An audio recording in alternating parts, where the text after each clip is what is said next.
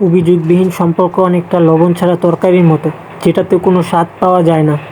যদি দুটো মানুষে একে অপরের খোঁজ না নিয়ে দিন কাটিয়ে দেয়, আর সেইটা নিয়ে যদি একে অপরের মাঝে কোনো অভিযোগ না থাকে, তাহলে সেটা কোনো সম্পর্কের মধ্যেই পড়ে না।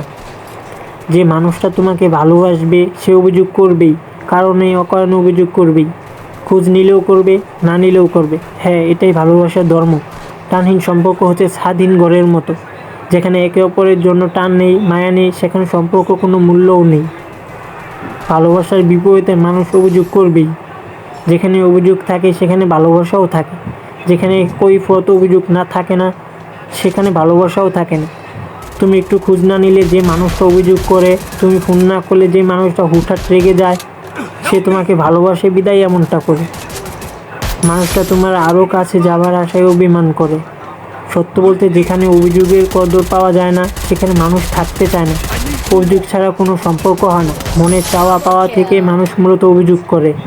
ভেবে দেখো তো, আজ যে মানুষটার অভিযোগ তোমার কাছে বিরক্তকর মনে হচ্ছে, কাল সেই মানুষটা অভিযোগ করা বন্ধ করে দিলে তখন পরিবর্তনটা কোথায় গিয়ে দাঁড়াবে?